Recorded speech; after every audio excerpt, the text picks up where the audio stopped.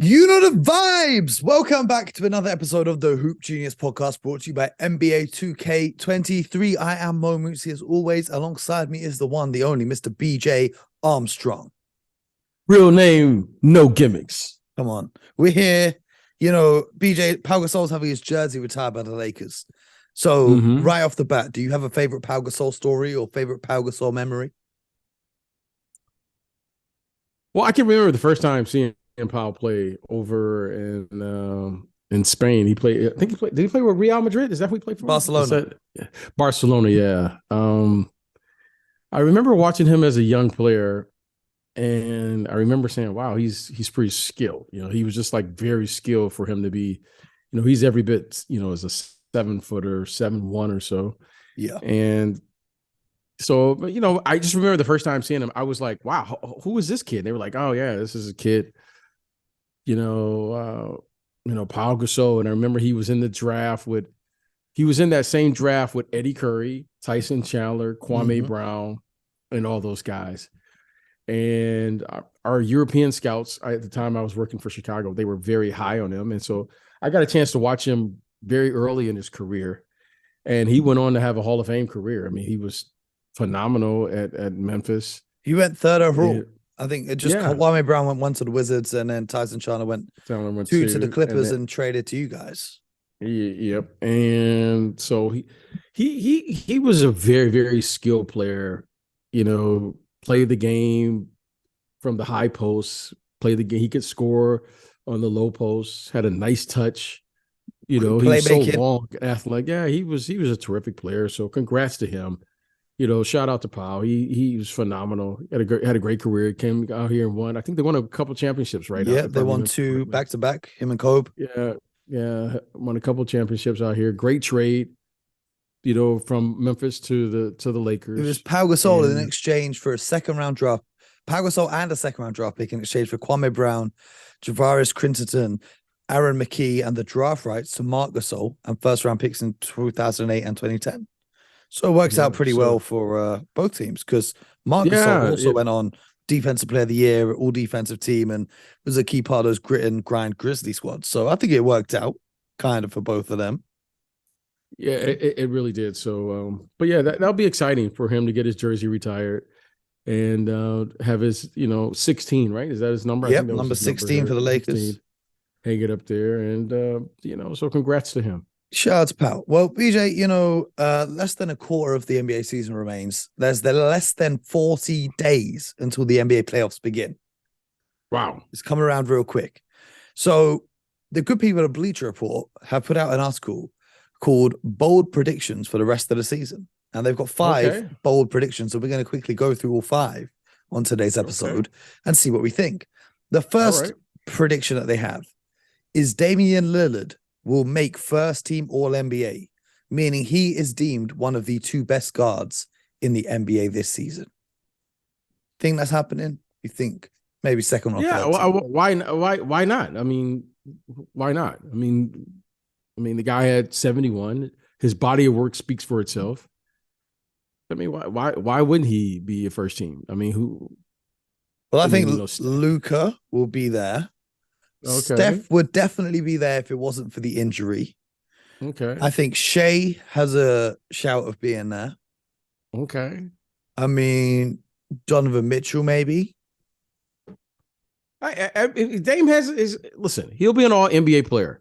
When you start seeing NBA, first team, second team. If you were voting, would you have him on your first team? Who would you have as your top 2 guards? Well, the way the guards go today, I don't, who's a guard, who's a forward, who's a center, So now, everyone's a guard. So you probably have, I mean, I'm just thinking off the top, De'Aaron Fox has to be somewhere on the All NBA this year.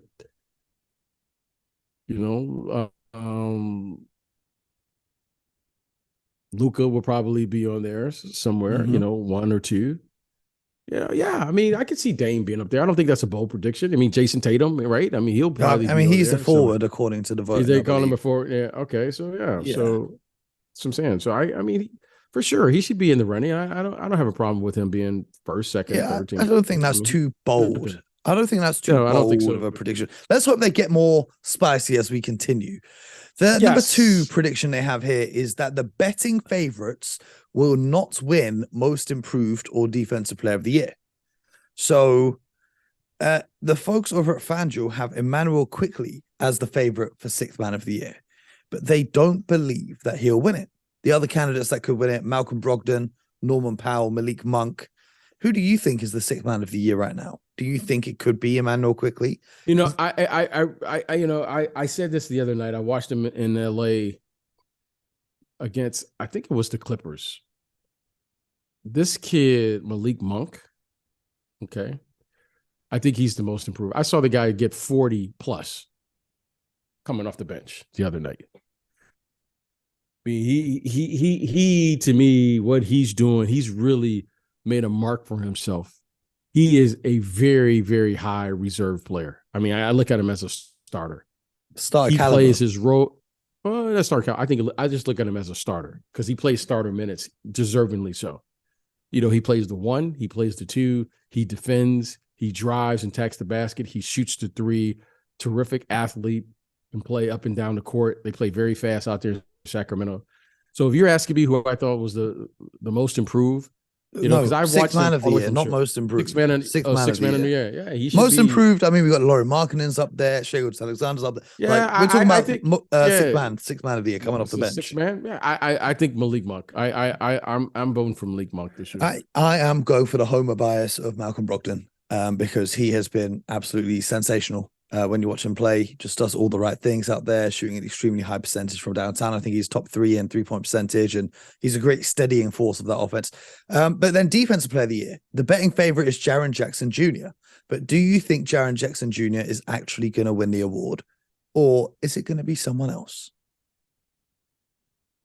You know, no one's really stood out to me this year defensively. I mean, we can go with the favorites. We can say Giannis,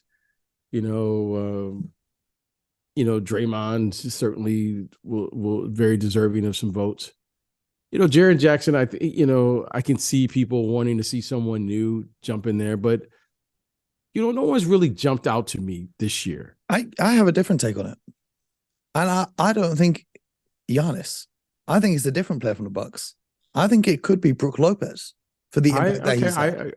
Yes, I could see that. I could see that too. Brook, you know what? Just because all the other 3 guys have missed time in Milwaukee. Drew's missed time. Giannis missed a little bit of time. That's a good call. A lot of time. I'm casting my vote for Brook. Brook has been a steadying force. Slow and steady wins the race. I'm going with Brook Lopez. That's a good call by you, Mo. Yeah, I mean, Jaren Jackson Jr. is a fantastic defender, but he's playing less than 28 minutes a game. So if he wins Defensive Player of the Year, he'll be only the 3rd player to do so whilst playing less than 30 minutes per game in the first.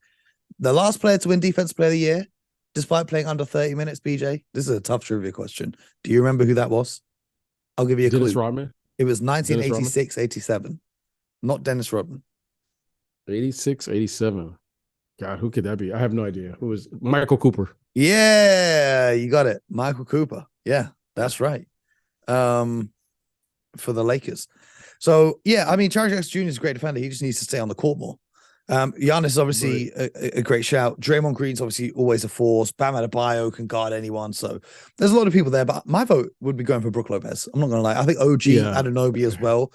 Just the Raptors obviously have struggled a little bit, and he's had a few injuries here and there. The third take from Bleacher Report is actually a bold take. They say, because the Western Conference is wide open right now, they're saying that the Mavs and or the Clippers will miss the playoffs. Do you see either of those teams or both of those teams missing the playoffs? Not the play-in, because they can both make the play-in, but the play-off. By the numbers, it's possible. I don't think that'll happen though. By the numbers, it is possible for both teams. Can we get a prediction? So if we look at the West, we've got Denver, Memphis, Sacramento. They're the top 3 right now, right? Okay, and then between 4 and 13, there's 5.5 games difference. You have Phoenix, Golden State, Minnesota, Dallas, the Clippers, Utah, Portland, the Lakers, the Pelicans, and the Thunder. Which 3 teams won't make the play-in out of those ones that I just read to you? I mean, look, it's up in the air. I do think that Dallas and the Clippers are better than Utah and Portland. Yep. Okay, I do think that. And I think Dallas, OKC will drop out as well. Yeah. OKC, where's OKC at now? 13th. Oh, they've won their last two. New Orleans was playing terrific, but clearly Zion, if Zion comes back, maybe New Orleans. However, I don't see that happening with Dallas and the Clippers. I mean, if those guys make it, I mean, just think of the teams that won't make it: Utah, Portland, Lakers, New Orleans, OKC.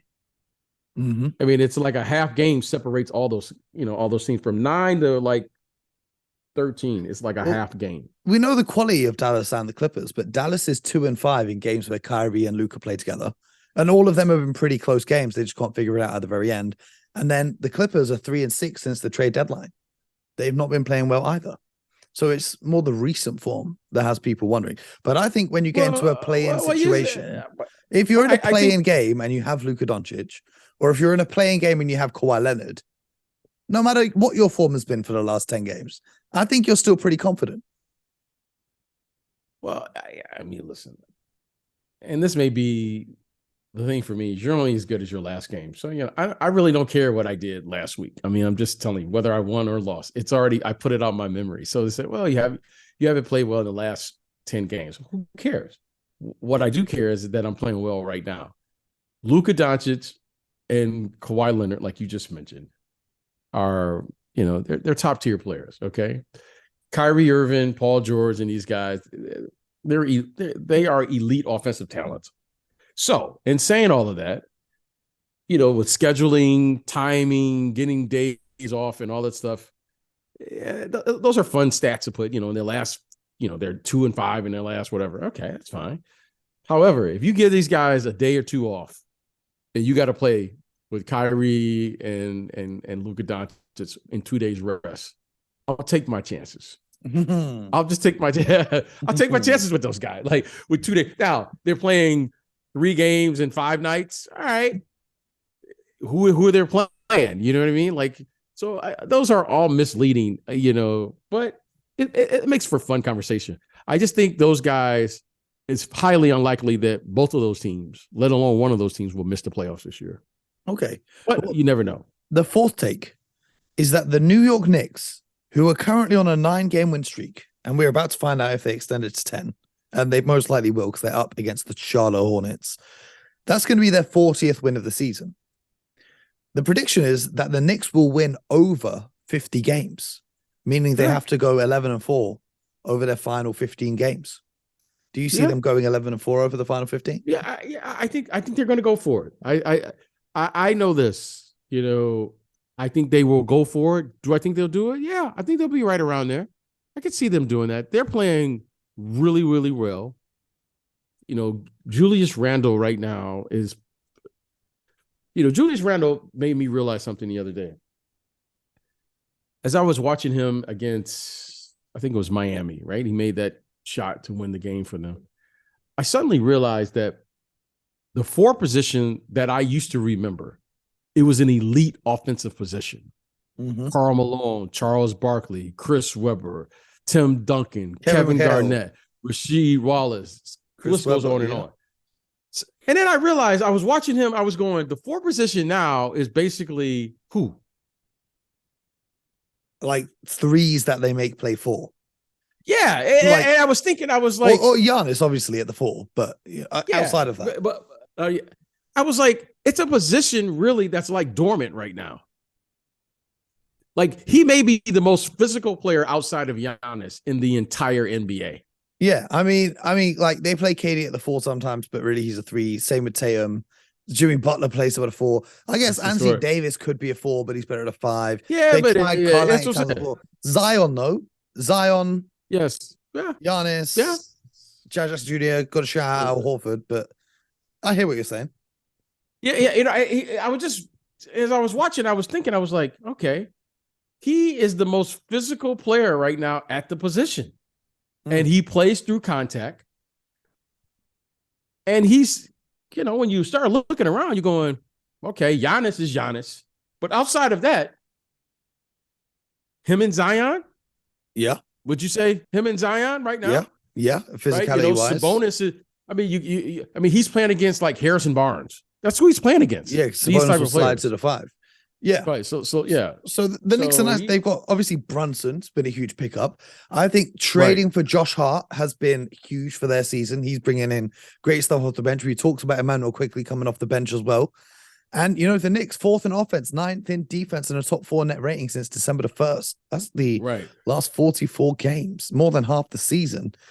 I think the Knicks are going to be on a very high level of confidence going into the postseason. And they'll be one of the teams looking to cause an upset in that first round. If they catch someone sleeping, not taking it seriously, man, the Knicks are in a good place. Yeah, but the Knicks are playing good basketball, and give those guys credit. Give them, when you start looking at their team, Julius Randle has an advantage. I always look for advantages, right? I look for matchups. I look for advantages. Julius Randle is an advantage for them. And I think if they get the right matchup heading into the playoffs, I think Julius will give them an advantage. Now, other guys are playing well. Of course, Brunson is playing, he's playing as well as any guard right now in the entire NBA. So, but I think Julius Randle is the one that gives them an advantage, and they can play through him. And if they continue to play to their strengths, meaning they find the right matchup in any given game, they have a chance. I mean, they play tough, they play hard, and right now they're making shots. And and when you add that together, I mean, you have a very, very good team. And right now the Knicks are clicking on all cylinders. Well, the 5th prediction from Bleacher Report is that a 10th seed will make it to the playoffs. I mean, I see this more out west than in the east, where it's more than likely going to be like the Wizards or the Bulls or the Raptors, who are the 10th seed. But out west, if Golden State take a slide, Dallas, the Clippers could take a slide, the Lakers could sneak into 10th.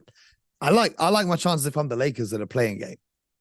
If I got LeBron James, okay, how could you not? Listen, the Lakers are improved. I've been watching the Lakers since the trade. They have improved their team. They've improved their depth. Hopefully they'll get D'Angelo Russell back. Hopefully they'll get LeBron back. And if they are the 10th seed for a play-in game, come on. Or even the Pelicans. If the Pelicans drop down, but Zion comes back. Zion no 10th seed has ever won a playing game, but it's happening possible. out west this year. Absolutely. I mean, put it like this. It'll be a highly viewed game. I'll say that. Oh, yeah. Oh, yeah. So the most viewed game outside the finals was actually Steph Curry's game, him returning on Sunday against the Lakers. So the ratings are starting to pick up again. Well, good. It's interesting times. It's interesting times around the NBA. I'm going to vent because there's so many interesting things happening around the NBA. The Knicks on their win streak and other things happening with other teams, the Kings, for example. But every time I turn on my Twitter, every time I turn on my TV, every time I turn on my YouTube, it's just people debating about Nikola Jokic being MVP. And I'm getting real tired of it because how many times are we going to go around in circles and say the same thing? And I've got to the point now. What are you tired of? What's the problem? Like, just talk about the games. Just talk about the games. They're just recycling the same topic all day. Well, we know no one's watching the game. So I mean, I think it's a good topic. It should be a good topic. But every day, no, I'm tired. So here's my thing with MVP, and this is what I've decided. I need everyone at the start of next season to put out their criteria for MVP. Whatever you think defines the MVP. So at the start of the season, I need everyone to state, I believe the MVP is the best player on the best team. Or I believe the MVP is the player who's done the most with the least help. I believe the MVP is the person who's the most efficient, whatever. Whatever your criteria is for the MVP, I want everyone to state it at the start of the season without knowing what's going to happen. And then keep the same energy the whole way through. Not adjusting your criteria to fit whatever narrative that you want to push. That's what I believe should happen with the MVP. Because there can't be one set criteria, but I believe if everyone states their criteria, then they can be held accountable. And then that way, these discussions become a lot more entertaining. Well, good luck with that.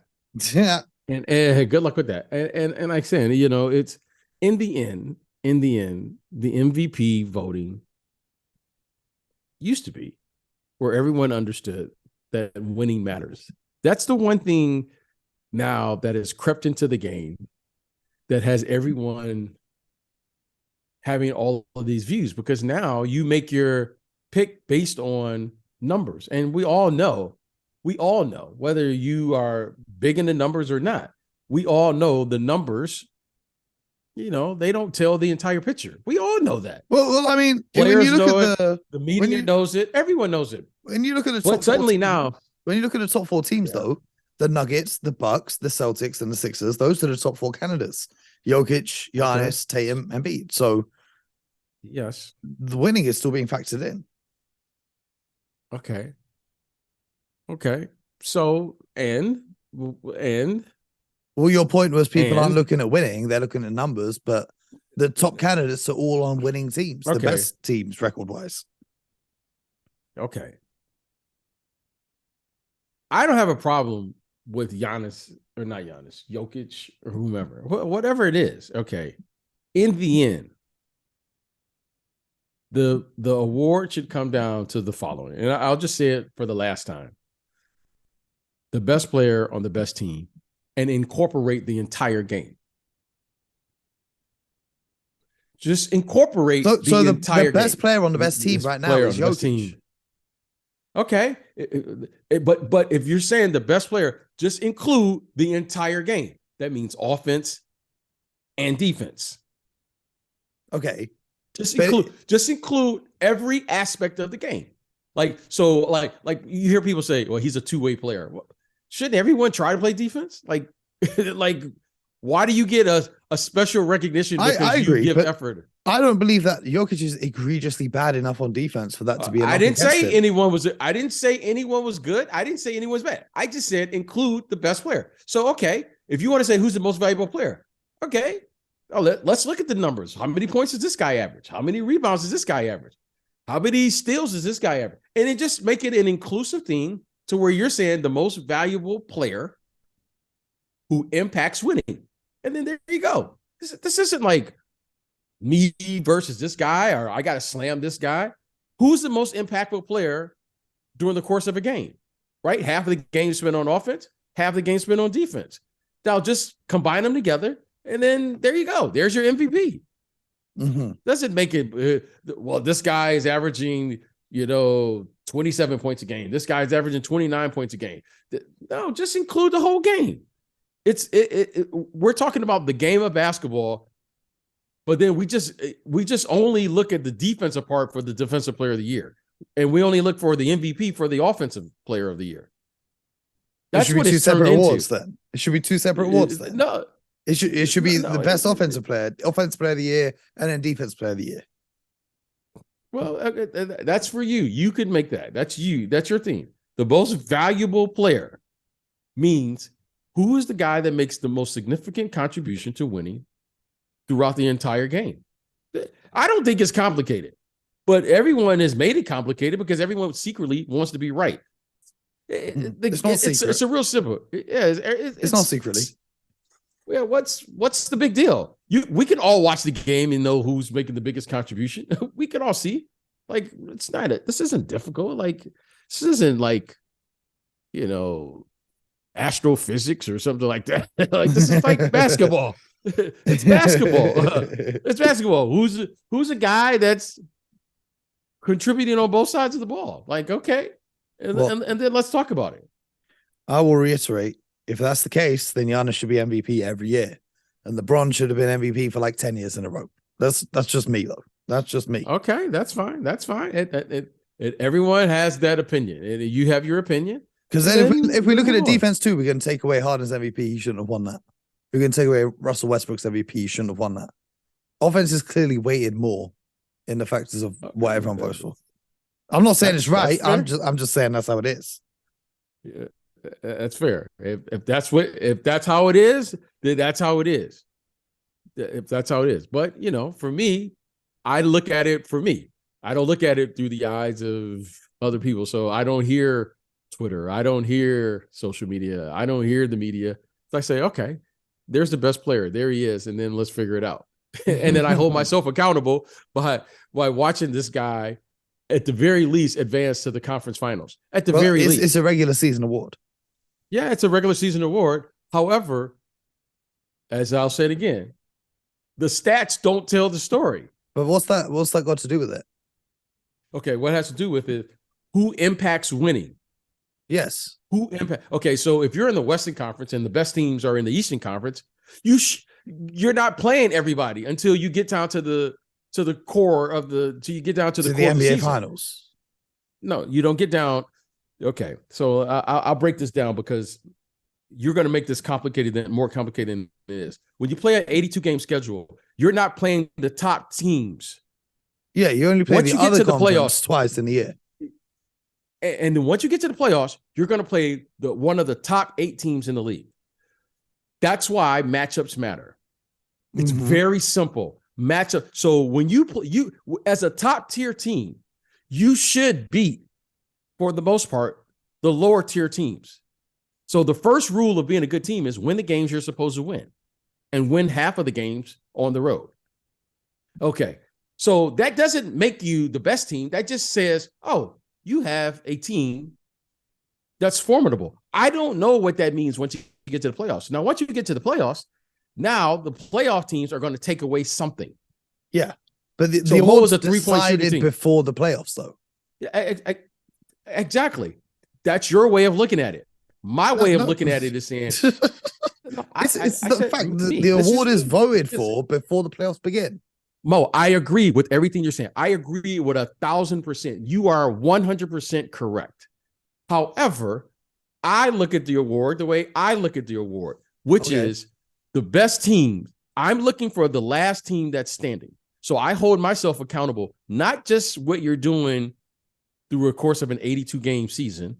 I want to know when the game gets on the line, which I hold myself accountable as saying, this guy who was on that team can make the greatest adjustments during the course of a season, course of a playoff. And the reason being, Mo, is because without me holding myself accountable, I'm just looking at games, saying, oh, this guy's the best player because I saw him play on a random Tuesday night.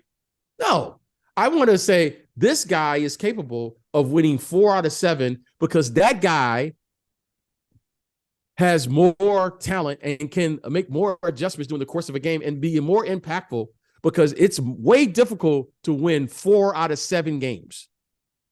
Yes. So do you think that they should have the MVP announced after the playoffs? That's the NBA. That's the NBA. Do what you got to do. I'm just saying, for me, I hold myself accountable. So when I watch a game, okay, I'm watching a game and I go, okay, this guy, scored 35 points and won the game, and now he's the regular season MVP. Okay, but everyone who played that year with Akeem Olajuwon when he played against David Robinson, Akeem Olajuwon, no one that played in the league, myself included, thought that David Robinson, when the playoffs came, he couldn't make as many adjustments as Akeem did. Mm-hmm. So whatever the award says, okay, that's the award. Did I think David Robinson was probably MVP for 82 games? Yeah, okay. I'm not arguing with that. David Robinson was phenomenal. However, Akeem was the best player. So should he have won MVP that year? In your criteria? I can't remember. I don't know if he missed games. I don't know what happened. But what I do know is that I thought Akeem Olajuwon was the best player in the NBA. Yeah, because the award showing up, like Jokic, for instance. Jokic, I don't know this for a fact, but Jokic has been incredibly available. He's always there. Okay, so that means something. That means something. Way the award is voted upon, being available means something. Yeah, like he's been more available than Embiid. Mm-hmm. He's been more available. Like, that's a fact. So that means something to me. To me, it does. However, if you're saying if we were playing in a 7-game series, see, I'm talking. My thing is the best players always win. So to me, it's all about winning. All the other stuff is just those are distractions for me. Like, I know 82 games, all that stuff. It really means nothing to me. What does mean something to me is I know Giannis right now is the most impactful player. Well, I mean, he's the most. When Giannis won 2 MVPs, the reason everyone was saying he couldn't win a third is because he couldn't get it done in the playoffs. And then he went and proved everyone wrong. So I think it was unfair to not give him that third MVP on the assumption that people in the media thought he wouldn't get it done in the playoffs again, and he only went out and proved everyone wrong. Do you see that's the problem with the criteria of the playoffs having a factor in a regular season award? Because these narratives, no one knows what's going to happen in the playoffs. Everyone has the right to have their opinion. I respect it. I respect your opinion. I respect their opinion. However, here's the difference with me. I can entertain your idea. I just don't have to believe it. I can entertain your idea. Okay, great. Guy comes on and says, "What? I can entertain that idea." But here's how I think about it. Because in the end, there's only one team that's going to win. There's only one team that's going to win. And I like to hold myself accountable to say, here's the best team. Not the best regular season. Here's the best team. But that's just me. And the best team always shows up in the end. That's a fact. But I'm not understanding what that has to do with the MVP. Because, for example, when the Warriors... You're understanding... When the Warriors had Kevin Durant, everyone knew they were going to win a championship. Does that mean we should automatically give Kevin Durant the MVP because he's going to be the last team standing? Okay. So, again, for me, it's the most impactful player on the team. When you have a team and you're talking about the MVP, and you say, let's talk about the Golden State Warriors. Kevin Durant and those guys weren't going to put up the individual numbers that was necessary for an award the way it's evaluated. No, I'm talking about under your criteria. Who should have been the MVP? Under my criteria, I'm looking for the best player. The MVP, the way it's judged, I'm going to respect the way it's evaluated by the league. For me, it was to me, when I looked at it, I said, okay, who was the best player in the league? Kevin Durant.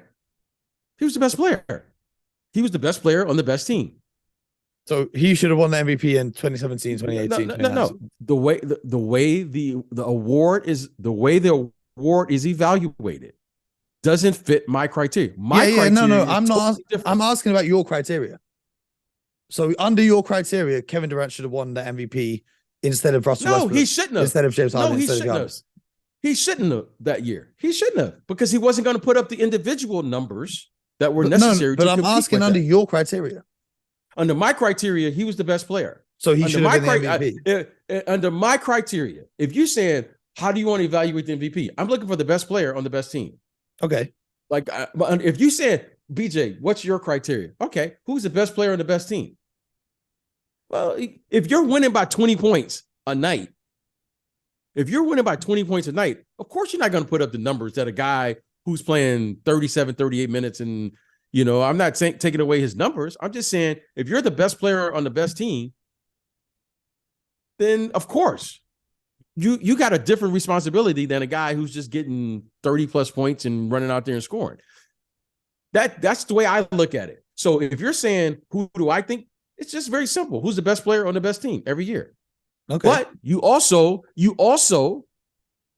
have to include the entire game. I'm not just going for offense. Mm-hmm. So if you're saying to me who I think is the best player, all right, that year, it was obvious. I thought Kevin Durant was going to win, not because of anything else, because they just had superior individual players. No, it's because they played the best, and their best player was the most impactful player on both sides of the ball. Okay. And that's how I saw it. Okay. That's interesting. Well, let us know in the Discord. You guys get involved. The link is in the description. Who your MVPs are. We started off with me ranting about not wanting to talk about MVP, and then we went ahead and did it. So how about that? Absolutely. Stay tuned for more. The MVP is the MVP. Yeah. The MVP is the MVP. That's what makes it great. Everyone should include what they understand about the game into the MVP. Doesn't make it right. Doesn't make it wrong. Mo says this, such and such says that. I say this, but it's always fun for me, for just me, to say who I think is going to win the final game of the season. So right now, who's winning the final game of the season, BJ? I think the Milwaukee Bucks are the best team. But I've said that. I think they're the best team. They're the best. So Giannis.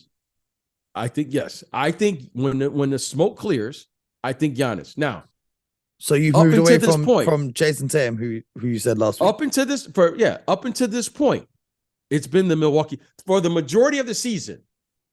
I think it's been the Boston Celtics. Okay, but Jay Crowder to me has shifted the pendulum just a little bit.